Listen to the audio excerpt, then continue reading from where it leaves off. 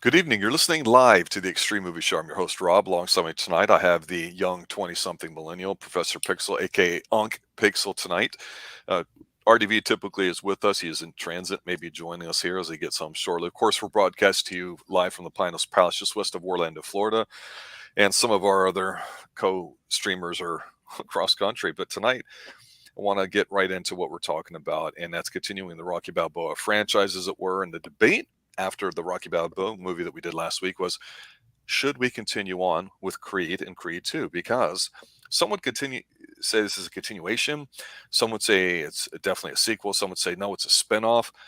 I don't know what the hell to call it, but I want to sit there and say, Pixel, from my initial thoughts, that this movie is a very good movie. And it's a movie that has Rocky Balboa in it. It's strongest when he's there. I love the idea of Creed being revisited in today's generation. That being said, if I look at this as a Rocky film, it's not as good to me as it is a Creed film, and it's apples to oranges in a way a little bit. We're going to dive into that based off how they chose to do certain things in this film here. But overall, it's a great movie. It's definitely worth watching. It might be the strongest acting, I think, of the Rocky Balboa character since the first film. I think it's that good. And I think Stallone is just so sharp in here, knowing when to step back and let Michael B. Jordan shine. And again, I've said this before about Stallone, regardless of his decisions that he's gotten involved in with certain movies and things, he's got an eye for talent and putting things together that he knows is going to work. And he picked a winner with Michael B. Jordan here for this film. What's your initial take on this? Well, the kid's got talent. You gotta definitely admit that. No. It is. I think it's a very, very good film. I saw it when it came out in 2015 in the theaters, and I remember feeling hyped up. After finishing it yesterday, I had that feeling again. It's a really solid movie. I wouldn't consider it a sequel. I think spinoff is a more appropriate term, but I think a continuation is acceptable because it's not an exact sequel to everything that came before, because this is Michael B. Jordan's movie and it Yes. has Rocky Balboa. There's no question that we love seeing Rocky in it, but Michael B. Jordan does carry this film on most of his back. And I think the story is really great. Some of the characters that didn't get a chance to really shine in the past, they come into this movie and they show themselves even better than we thought they could be. So I really do love this film. Well, let's dive right in and let's just talk about what's going on here. Obviously, with Rocky Balboa in 2006, I believe I had mentioned before our last week's stream that Stallone himself is an animal. He loves to stay in shape. He'd gotten busted for having, I think, HGH in Australia, something along those lines. And it was a bit of national conversation because at the time, with the internet really taking off, all the culture of people working out and stuff, people continue to get vilified and canceled and whatnot too. But all I'm going to say is I don't care. It means nothing to me. All these 5'8", 150-pound people in these comic book movies do the exact same thing. They run a cycle. They look physically great. Someone like The Rock, who's really popular right now, does a ton of films. He's a gargantuan beast. He needs it, and he's got to look larger than life. And unfortunately, we don't have a lot of larger than life physical people acting in these kinds of roles these days, unlike, say, the 80s. And to me, Stallone is just a nice carryover for it. But he takes a step aside here and allows, like I say, Michael B. Jordan to shine, who put in a tremendous amount of work, and it shows physically. So early on here at the beginning of the film, we find out very quickly that Apollo Creed apparently had a one-night stand or something like that. They don't really get into detail of it, but he's got a kid outside of his marriage, and this kid's fighting, and he's over in Tijuana fighting fights, and he's kept his old name, not the Creed name. He's doing it for himself. And we find out also pretty early on, too, that he's had a bit of a troubled life. And I want to sit there and start off by mentioning this one particular saying, because sometimes a movie can generate momentum. Sometimes you get an incredible hook, like we've talked about on our James Bond monthly movie reviews, where we have that opening gambit, that hook that lulls you in. Whether or not it's got anything to do with the film itself, it's something that makes you go, okay, I've got to pay attention to this. we get a great shot. And all credit goes to Ryan Coogler, who directed this. I think of some fantastic selections of shots in here. We see a bunch of young kids in this the juvenile detention center where there's like a code red or something like that. The kids have to sit down. We see a fight going on, and the little kid in here that's getting into a fight with another kid about something. And it turns out this is him as a youth. This kid's acting is off the charts. The way his eyes look, the way this fight is, I'm thoroughly impressed. A minute, 2 minutes into this film of the sheer violence of this, because we don't get that in films at all anymore these days. I've talked about how violence for violence sake is gratuitous and not needed, but when it's done to tell a story, make it as real and as disgusting and hardcore as possible. And the sounds of this kid and the other kid fighting each other, punch each other's face sounds so great. And I'm going to coincide it with something else. Apollo Creed's wife, this time played by was it Felicia Rashad, who many of us may know from the 80s as Cosby Show. She is a knockout.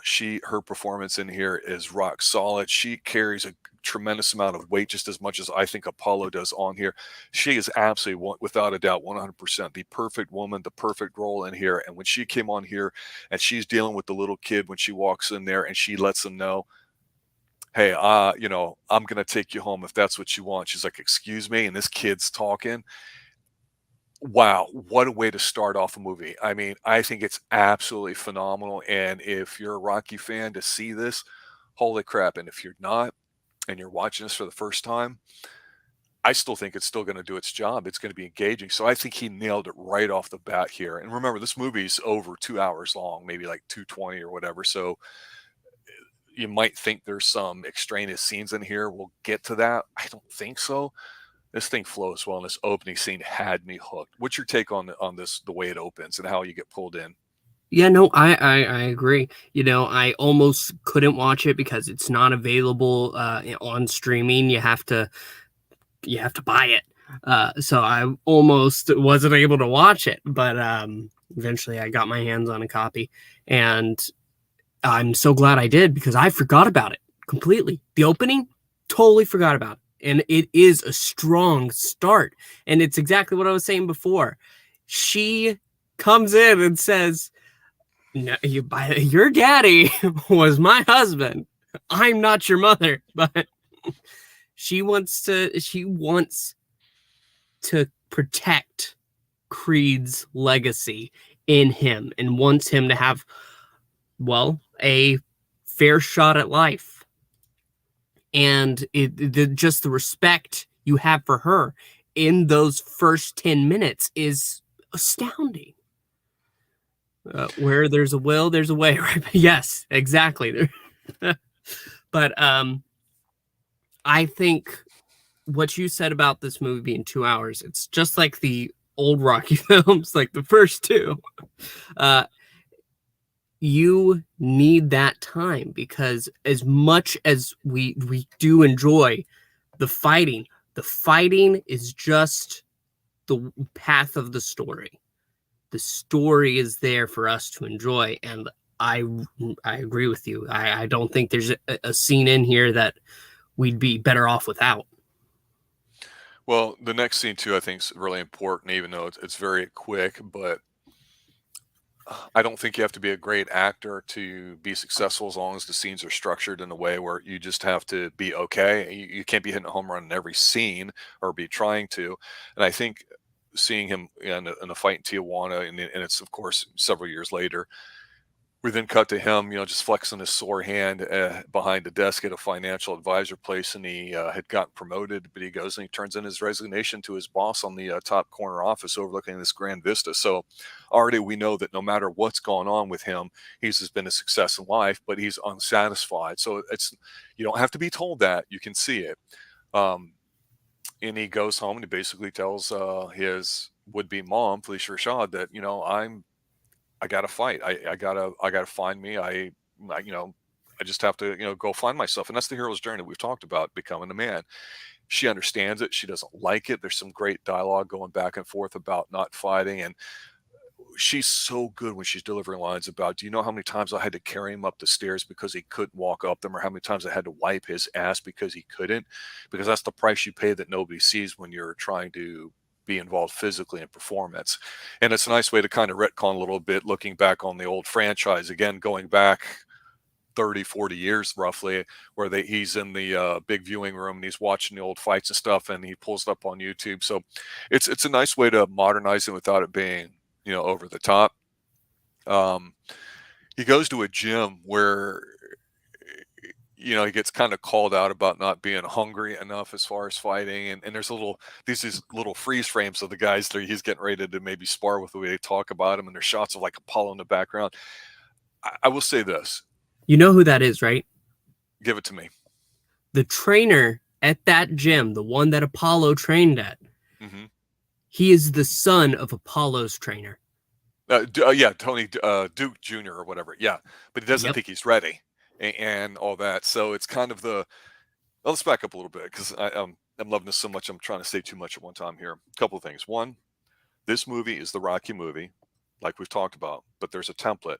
Somebody dies in a movie, and then the characters kind of get shuffled around a little bit. In this case, it's obviously Creed, getting into Rocky's position. I mean, and it's not a secret, okay? Obviously, Duke's the actor who played him is dead, so they got his son to do all that. But he's not training him, which we normally think to, so he has to go with Rocky. So it's a flip of, Rocky 3, right? So all these little things that if you've watched the series, you're like, okay, this makes sense, and it feels, prime time. Where I was going with this particular scene, because while that's an interesting note that may have been missed on some people, I think the action scenes in this film are the best in any of the Rocky movies. Because in the Rocky movies, while it was exciting and all that, and we've said before, the movie's not about the fight, it's about everything else with it. This follows that same pattern. That being said, even this little scene here at the beginning where he jumps in and has a little sparring session with this one guy and gets knocked on his ass, losing his car in the process, looks great. I'm like, holy crap, the way they're able to film now than they were 30, 40 years ago, and the technology with small cameras and over-the-shoulder shots rather than giant cranes and zooming in and all that stuff. I'm just wondering what Stallone would have been able to come with in the original Rockies. Not that he was going to make a movie about boxing, because it's not, but I think this movie does a great job with the action scenes, and that's a plus that adds to this movie. Because the one thing about this movie that I think people have to understand, it's not a Rocky movie. He's just in it. So we get a nice little shot here of him in the ring, get knocked out, and he tells his mom, hey, I'm going to go out to Philly, and, I'm going to go find myself. And what does he do? He goes to search down Rocky, and he meets Rocky in Rocky's restaurant, Adrian's, because she's passed away from cancer. And he's looking at a picture after closing time, and they talk. And this is just a great interaction between him and Rocky as far as, well, hey, how'd you know all about that? Because he's like, hey, I heard there's a third fight. Who won? Which we get the answer to in the film. Right now, again, 20, 30 minutes into the film, I'm hooked, I'm drawn in, and I'm impressed not only by how modernized it is, but how good it is, start to finish. And we even get a look at who's going to be the opponent later on, which to me means nothing in the film, but that's not a knock on the guy who plays him or the scenes that are with them. So let me pause here and let you catch up. Yeah, no, you're absolutely right. When we first see Rocky and he's like, how you know all this? And he gets the answer. He wants Rocky to train him, and Rocky's like, no, I'm done with all that. I can't do that anymore. But after Creed does eventually leave, and he meets a girl who plays music too loud, he goes back again, and he's hungry. He is hungry, no matter what people in LA say. And he says, hey, if you can just give me some drills for me to do, that's okay. If you don't want to train me, I understand. I've been training myself my entire life.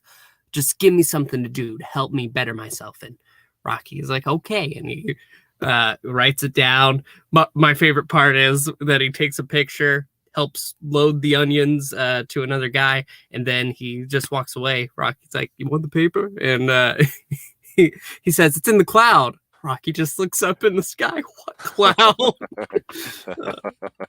Poor guy. Yeah, it's... I'm gonna say this about the subplot with him meeting the woman that's mostly deaf or whatever, and her whole romance or whatever. It's not a knock on her. I don't think it's done bad. I just don't care. It's just there for me. I don't know what they could do with it. I think she plays a young woman well that's strong and of today's time, I guess is the way I'm trying to say it. She's no Felicia Rashad, but then again, who is as far as that? Um, she reminds me of Lisa Bonet, and then the people from the '80s know who I'm talking about. She just reminds me of looks like her, and was also on the Cosby Show, which is huge in the '80s. Everybody watched the Cosby Show. He was America's dad, and even back then, if he was slipping everybody a hot Cosby, nobody seemed to know or care because everyone was watching the show. But I'm going to say this: she serves as she is meant to be the Adrian for our Creed. yeah, And the whole point of her deaf I'm eventually going to be deaf subplot, that's just helping, well, him fall for her all the more because there's something impactful for him. She's motivation, and he says that later on in the movie, and she tries to make a thing of it, and he's like, yeah, I can just be your motivation for you. I'm okay with that. He's there for her to be there. And so without her, there's something missing from his life that really rounds him up as a character. yeah, I'm not going to disagree with you that, and I think they could have really gone down the path of the whole Rocky 2 thing of, him feeling guilty and not or whatever. And there's one scene that when they're walking down, she's like, well, I didn't know you were the son of the most famous boxer ever. You need to be real with me. He's like, hey, I didn't lie. And of course he didn't. But of course, to some people, they consider that lying by omission. And then she pulls the, well, how many women have you been with? And he goes, next question. And he's not being the smart ass with her, but it's one of those dicey subjects where I just go, well, younger people today are a bit more passive aggressive like that. It seems like with the relationships rather than being a bit more assertive and back and forth with each other. And I think the fact that he is so hungry as a person that he could almost take her or leave her, even though he's interested in her. And I think he appreciates the strength that she does have dealing with her situation and not being a woe is me type character. That's good. And I think the actress here, Tessa Thompson, I think is her name, plays it well. So I agree with you. It's something where it could have been a slippery slope and made us not realize that, hey, this movie is going to succeed not because we're wistful for Rocky and want to see him and everything, but it's Creed for a reason. We're going down a different path here in the future. And of course, there's a Creed 2, which we'll talk about next week. We have to like this character or feel something for him that makes us want to root for him. And right now, we're getting a bit of the different side of it because he's got to prove himself to himself. And we see him, avail himself of his rich life and his comfortable upbringing, even though he's worked hard for it. And so far I'm on board, and she's just not a distraction about it. But it's, again, the scenes really pop when Rocky comes on because he's wearing his glasses, he's trying to do stuff, he really doesn't want to get involved, and they don't rush the relationship, I think, with either Rocky or her, which I think is smart too. They let it develop. You see them talking, chilling, and hanging out. That's good. That's supposed to be the scene that we care about it. We see Rocky going to the graveyard talking and saying some adult life kind of things there too. And one little area that is neat is when Rocky goes back to his old gym and he meets some people. And it's kind of cool because it's Mick's old gym. They've redone it up, but the subplot is there's a guy that's like 17 an hour or whatever getting trained by the guy that actually runs it, and Rocky's just showing up, and these two are going to cross at some point. It's just a little undercurrent, but the way it's shot and filmed with the guys looking at each other, that's pretty good because the head trainer, I just call him goatee guy. He looks like the Sopranos dude, but a lot skinnier, I think, in the face with a "I don't believe you, Rocky" kind of look on his face. It's pretty good. And the boxer that's in there too, I don't know if he's a real guy or something like that. He looks modern, tatted up, fit. I mean, these guys look like real actors. They just don't look like people in the gym.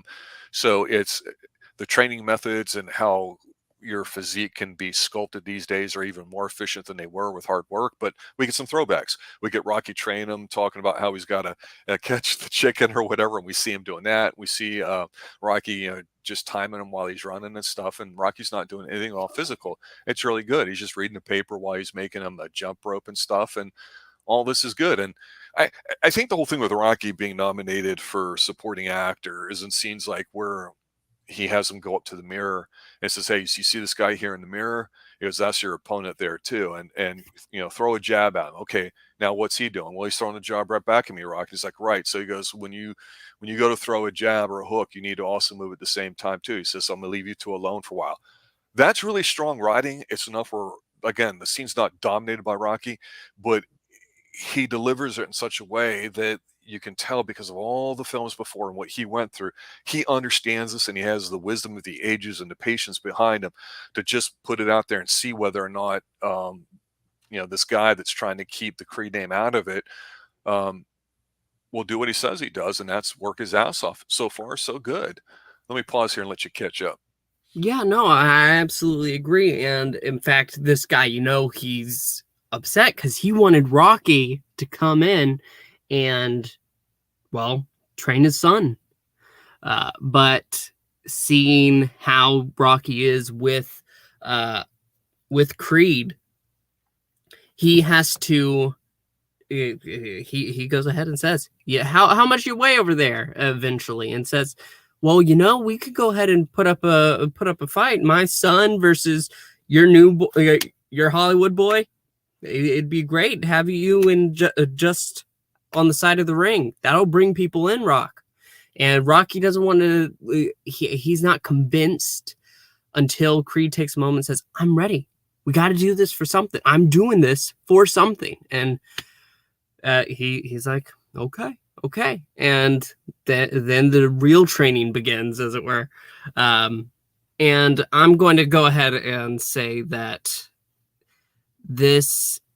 I think about Tommy Gunn quite a bit, because Rocky, at that moment in his life, in Rocky V, he had his wife, he had his kid, he had Paulie to deal with, and that really, it was tearing him apart, trying to balance that and be a good trainer for Tommy Gunn, which led to the slippery slope for Tommy to be the bad guy at the end of that movie. He was just a punk anyway. But here, you don't have that, because Rocky doesn't have anything anymore, and it's very sad. But he's got his restaurant, and that's about it. He doesn't even have Paulie anymore. Paulie's gone. Adrian's gone. His son moved away to Canada. So it's just him. And so when this guy comes in, he's Creed's son, and he wants to see if he's got what it takes. He's got that hunger, that fire, but he's not sure if it's going to work out. He is able to pour himself all into it, even though, like we said, he sits on the sidelines.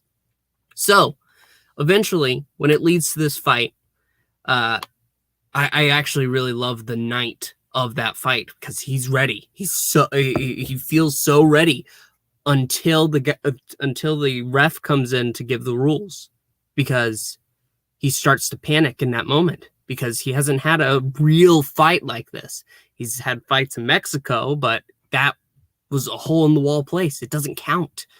This is the real deal. People are going to pay attention to this. And so he actually says what his mother, his ma, said earlier in the movie. "You cut my gloves off. I need to take a shit. What are you going to do? Is somebody going to wipe me? I don't think so." Yeah. There's a sequence in here that it's about a 5-10 minute sequence. To me, it's my favorite of the film. I don't know if it's the best, but it really works for me. And it's when he moves in with Rocky, and he has no problems with it. And so Rocky, he's getting up at like 5:30 in the morning. And I have to say this, especially for the young 20-something millennials like you, and even the somewhat older people don't appreciate good old-fashioned music. Hey, I do. They're in Philadelphia, And people can talk about Detroit, people can talk about Motown sound, people can talk about Nashville sound, people can talk about Muscle Shoals if you're from the South in Alabama, people can talk about Texas blues, people can talk about East Coast versus West Coast rap, all these styles of music, but there is the Philly wall of sound. And Teddy Pendergrass is somebody who in the early 80s got paralyzed in a car accident from a concert one night, but he was a very smooth gentleman. Would have his ladies only concerts, and they're playing "Wake Up Everybody" in the background when Rocky's kind of dancing around, saying, "Hey, this is when we got to get up and train," and he's kind of dancing, being a goof. And I cannot stress enough how appropriate that choice of music is about social consciousness, awareness, however you want to look at it. And the fact that it's Philadelphia and it's Teddy Pendergrass and it's 40, 50 years old. And anybody who does not know that name, Teddy Pendergrass, go Google it after you listen to the stream and tell everybody else about the Xtreme Movie Show and how great we do, because you'll be rewarded with what's considered fantastic music. Michael B. Jordan's character just looks at it like, what the hell is this and why am I getting up or whatever? And it just works. But this is a nice little training montage. This is what the movie is. It's Rocky and him doing what they do. They get out and he says, "Hey, I'm going to take you to the gym on North Side. And let's go." And they go to get in the van. It's like, "Oh no, you're running. I'm driving the van." So he gets up there and he's like, "My present to you is, these guys here, my best cut man, a guy that does my gloves." This is very heartwarming because if you think about it, there's no way Creed can appreciate this, where we as fans watching this realize all the wars that he's been through, that Rocky's able to use his personal connections, that human agency, to give it over him, and people are supportive of him in the gym. And I don't know who the guy is. I haven't looked him up. I remembered he struck out to me, but the guy that works the hands with him and all that, he's older. He's got the goatee, the white hair, and all that. He's not the big gentleman, but he looks fit. He's aged well, and he may have been an ex-athlete of some kind. But the dude and him working together, I'm going, man. I've said before earlier, and I'll say it again, any of these kinds of training and action sequences are phenomenal here. They're really good. And you even see Rocky in the background with a cup of coffee saying, "Hey, look, I can't do physical anymore, but that doesn't mean I'm not here watching and I'm thinking about what's going on. I'm training here in your head." He goes, "So I am here with you, with all the stuff in here." Yeah. But it's nice because this is where he really learns how to prepare for that fight. And what a bit of a fight it is there too, because it gets found out that from the other camp back at Mick's old gym that, yeah, you're like the fake Creed. You don't want to use his name or whatever. I could have used that to promote my fighter to make money for him. That's a nice little angle because that's the realism that exists in sports today. It's about making money. It's not about the pure art sport of it. There's always a financial aspect to it behind it. And we can talk about boxing being corrupt, the International Olympic Committee being the most corrupt thing on it. But this fight itself, forget the outcome, the way it's filmed with this, what appears to be a long, continuous take circling around with one person frame, two people. This is hypnotic. And to me, like I see, this 10, 15-minute sequence is the best in the film. I thoroughly love it. And I think it really has elevated this film to another level. It's not just a spinoff anymore. I'm going, wow, this is one of the better films of the year. Let me pause here and stop spewing for a minute so you can get a breath in. Yeah, no, I agree. I love the training too. But of course, while the pressure is important, it wouldn't be a movie in the Rocky franchise without a bit of drama. So after it's found out that he is Creed, one of the fighters that we saw earlier that's over in England, he only has like 6 months left to fight, and then I think he has to serve some jail time, something like that, because he had a gun. And over there, that's big no-no. He has to fight, and he had one set up with the guy we actually met earlier in the movie who punches Creed out. Yeah. And there was a scuffle at the weigh-in, and so the guy just said, no, I'm not doing it, and he sued him. But now they're looking for their next payday. And in fact, the guy who's going to go away doesn't want to do it. He's like, I don't want to chase this. I want to fight the best. This guy's not the best. And his manager tells him, I want to make sure your kids have a roof over their heads after you're done. So you're going to do this fight. I don't care if you want to. It's actually very powerful. And so then he calls Rocky, and Rocky isn't feeling it. because he's been through this before.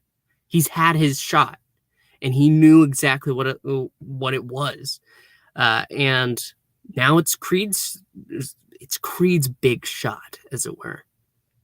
And Creed wants it, but he doesn't want to have to take that name for the beginning there.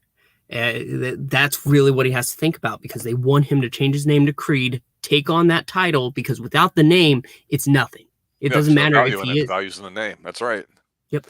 And so there's actually a good moment between Dawn and his girlfriend at that time, where she says, "What are you afraid of?"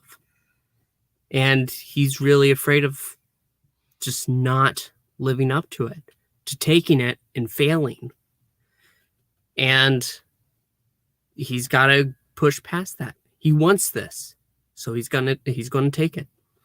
And he goes to Rocky and says, "I want to do this, but if you're not with me, I can't." So Rocky, he gives the nod, and they go to it. But that's when complications arise, because they are training. They're training hard. But one night, Rocky can't stand, and he falls over. And Creed rushes him to the hospital. There's some tests.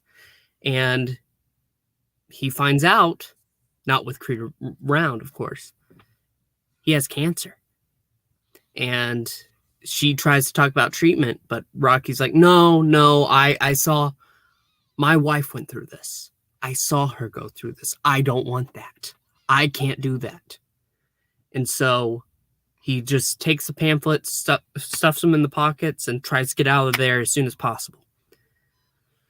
And I'll go ahead and take a moment here. You can continue on. Yeah, it's obviously we know what's going to happen here, and this just adds to this third act here. Again, the movie's flying by.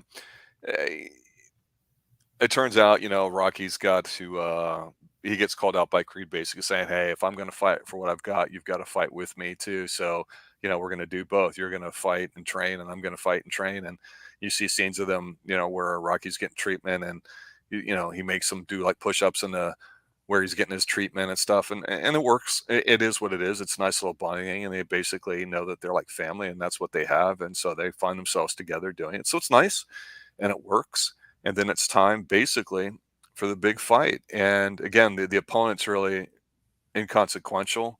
It's a situation where, again, Michael B. Jordan's, I don't know how much he weighed for this role, but he's a lean guy. He's a fit guy. He put a tremendous amount of work in here, obviously, and he probably ran a cycle, as I like to say about most good people. But again, it's just like Rocky. Rocky, had his physique, but he was just dwarfed by the other guys who had great physiques. This guy doesn't. I'm not gonna say he has a great physique, but he's bulky and he's big and he's massive, and it's the same kind of comparison. And they even mention that where Rocky says, "Hey, look, the guy's got reach.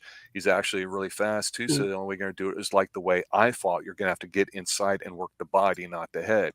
And so you see Rocky there in his corner as they go through the fight, and it turns out he goes the distance. But again, some great shots being fought here.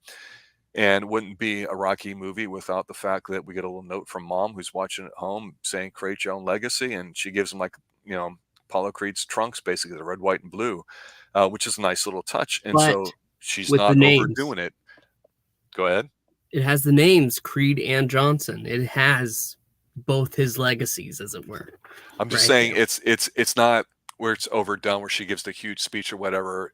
But every time she's on screen, or just you see her kind of like yelling at the screen a little bit, it's effective and it works. And he gets his ass handed to him, but he knocks the guy down towards the end, and the shots are effective in the movie for the most part. That's about it.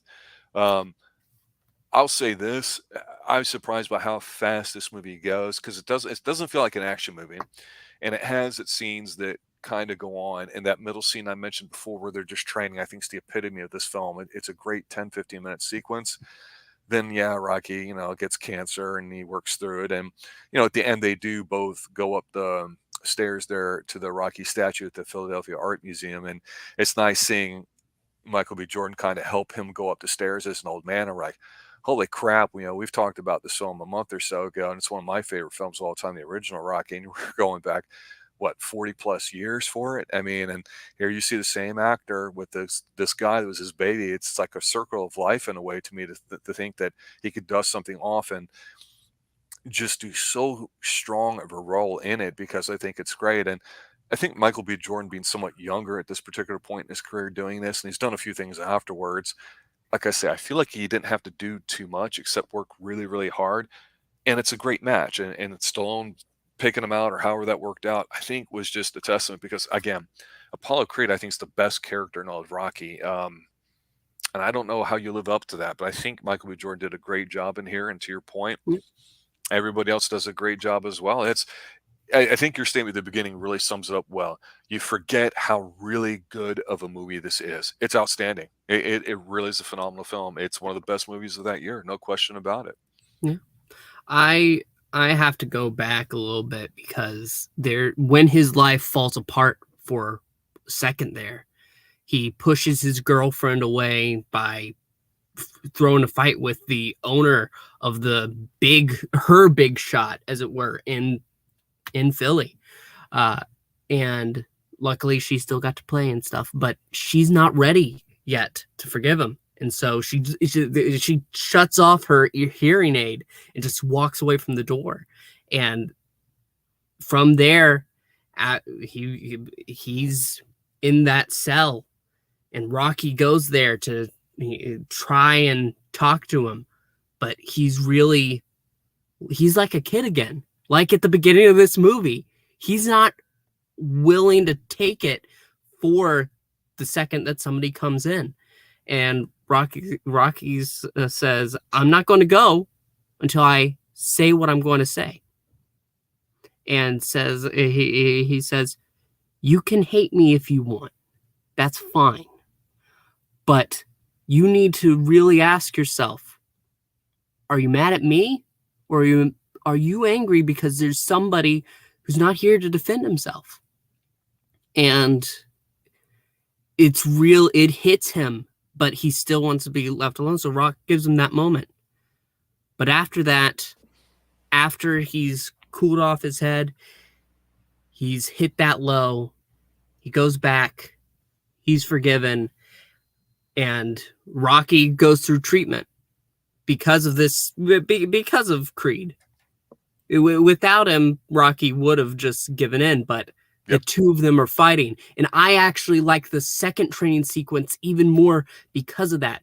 While we're dealing with him trying to train for this big fight, he has to take care of Rocky, who's also going through a fight of his own. Comes around to the end.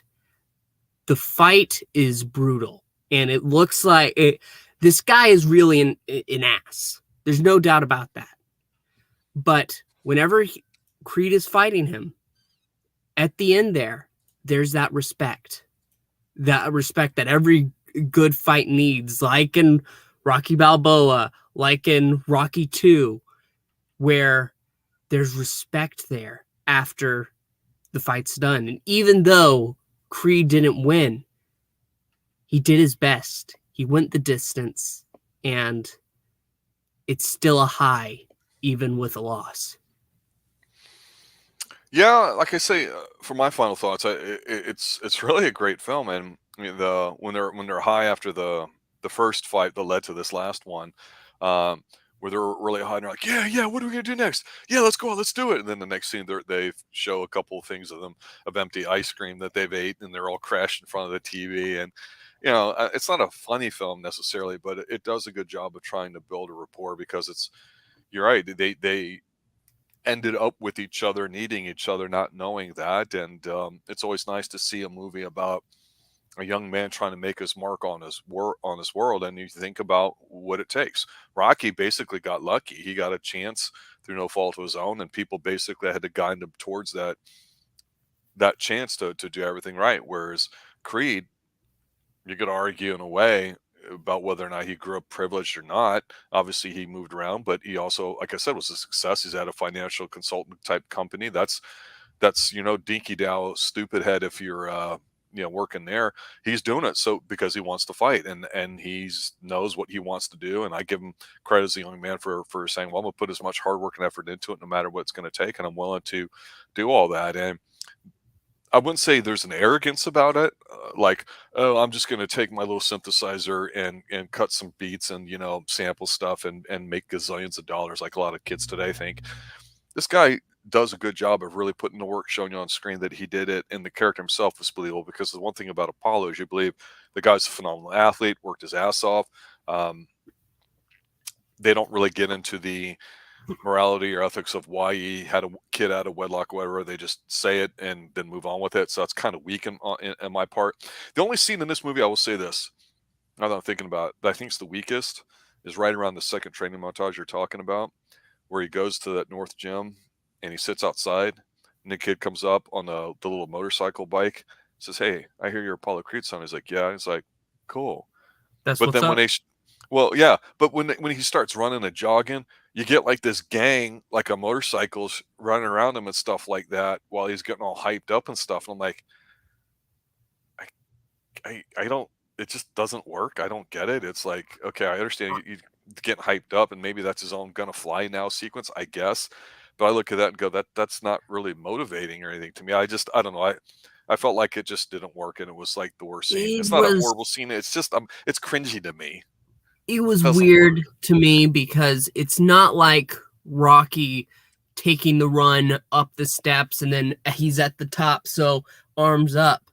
But instead, he pulls it around and he stops at this random street. But then we see that Rocky's up there, and so he's like, "Yeah, yeah."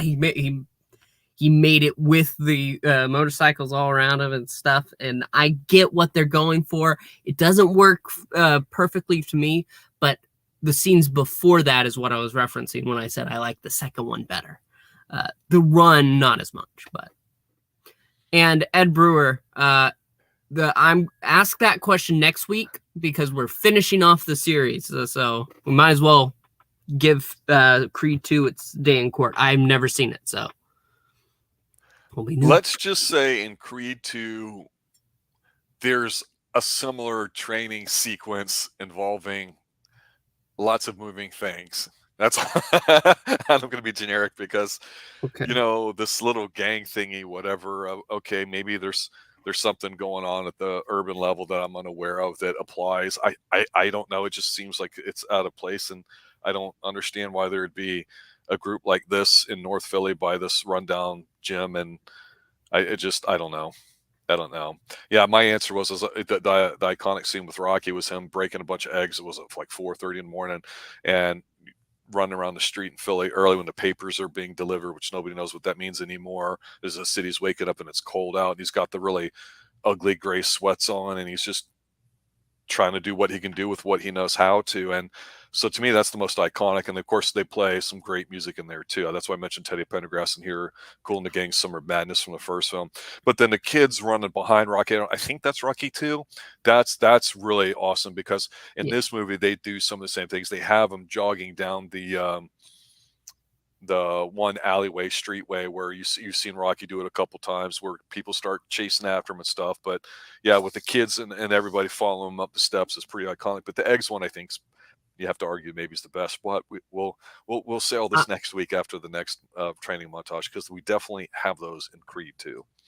There's one final moment that I want to hit on because there's a certain piece of music that's really important to this franchise, but it doesn't come in until there's a moment in that final fight where Creed is punched. He is knocked out cold on the ground, and he's being yelled at to get up, but he's not sensing that.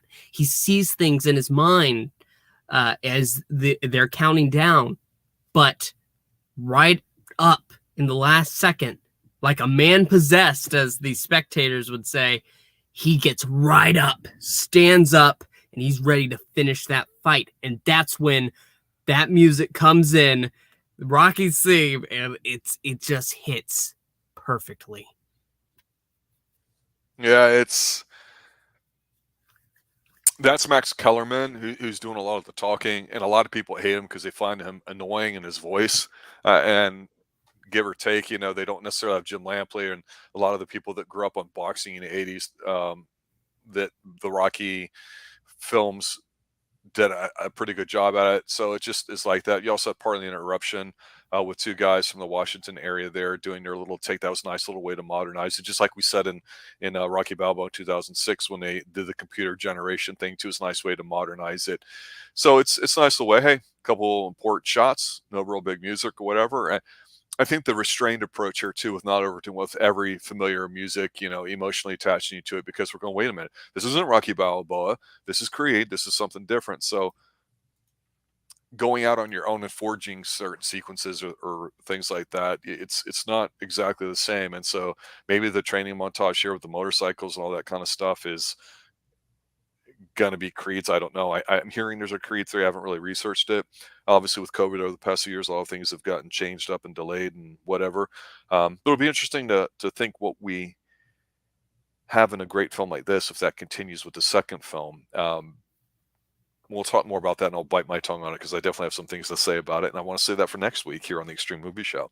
So, Professor Pixel, everybody involved here too, check us out next week as we finish this up with Creed 2, and when we talk about the franchise in general. As mentioned before about listening to Pardon the Interruption, I did too, because as a Redskin guy, those guys are definitely on it, and those were old school reporters, unlike newer school ones today. And it's kind of like that in boxing with Max Kellerman. A lot of people don't appreciate the way sports were in the old days. And just like the boxer said in here, man, nobody cares about Rocky and all them old guys. And it's true. When you get to a certain point, people forget about you and they don't care about what you've been through, no matter how good it was.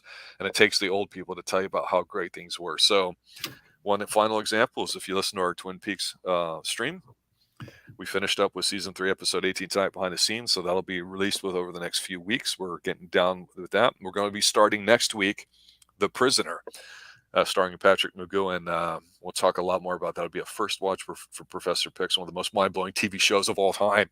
Looking forward to getting into that and releasing that as well. So I'd like to thank everybody for listening. I'd like to thank everybody for letting other people know about the Xtreme Movie Show. That's the best form of advertisement, that word of mouth. It's something that's really appreciated. We keep climbing up to 1,000. We're over 900 now. Looking forward to seeing what magical things happen when we hit that magic number of 1,000. We'll see what happens then. And until then, take care. Have a good night, everybody. And remember, stay extreme. Hey, yo, Adrian, stay extreme, I did it. Yeah, you didn't, because you're in the grave, Adrian.